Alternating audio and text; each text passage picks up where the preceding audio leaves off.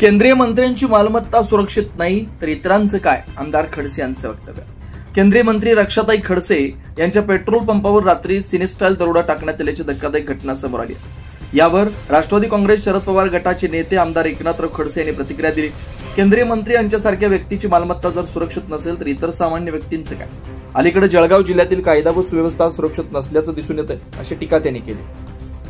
मुक्ताईनगर येथे रक्षाताई खडसे केंद्रीय मंत्री यांच्या पेट्रोल पंपावर काल रात्री 11 वाजता दरोडा पडला। यामध्ये 5 लोक सामील होते, 2 मोटरसायकलवर आले होते, तिघांकडे कट्टे होते, बंदुका होत्या आणि या माध्यमातून त्यांनी धाक दाखवला आणि इथे CCTV कॅमेरे फोडले। त्याच्यामधलं जे सर्व साहित्य ते घेऊन गेले। नंतर जवळपास 1 लाखाचे वर रकमेची ते लूट केली। एक दहशतीचं वातावरण पसरवण्याचा त्यांनी या प्रयत्न केला। निव्वळ इथेच केला असं नाही, त्या अधिकारी म्हणून पेट्रोल पंप आहे तिथं ते गेले, तिथेही त्यांनी असं लूटमार करण्याचा प्रयत्न केला। नंतर वरणगावला गेलेत, वरणगावला त्याने फायरिंग केलं या ठिकाणी।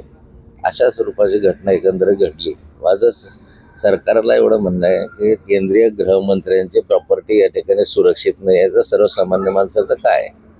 एक दिवसाढवळ्या म्हणजे 11 वाजता हा मध्यवस्तीतला पेट्रोल पंप आहे, इथे गर्दी मोठ्या प्रमाणावर असते येणाऱ्या जाणाऱ्यांची, आणि अशाच ठिकाणी पोलीस यंत्रणा काय करते?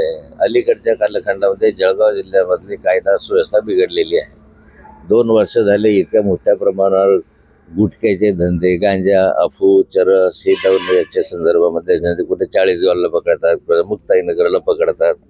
राजकीय संरक्षण असल्याशिवाय ह्या गोष्टी इथे घडू शकत नाही।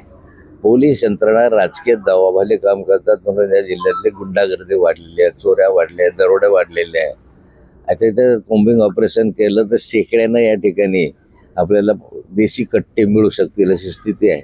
पोलीस यंत्रणा हप्ते खाण्यामध्ये मशगूल आहे आणि या पोलीस यंत्रणा निष्क्रिय झालेली आहे जिल्ह्यातलीच। खूप मोठ्या प्रमाणावर दरोड्यांची वगैरे संख्या होत आहे, लिचिंगमध्ये माणसं मरत आहेत आणि जामनेरसारख्या शहरामध्ये अशी स्थिती निर्माण होते।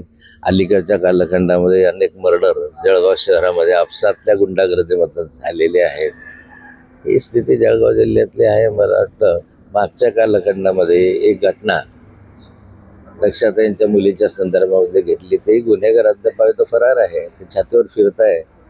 राजकीय दबावामुळे त्यांनाही अटक होत नाही किंवा त्यांचाही जामीन रद्द होत नाही, अशी स्थिती आताची आहे। एकंदरीत कायदा सुव्यवस्था संपूर्णतः बिघडलेली आहे। 24 लाईव्ह महाराष्ट्र न्यूज करता प्रतिनिधी पंकज तायडे, मुक्ताईनगर।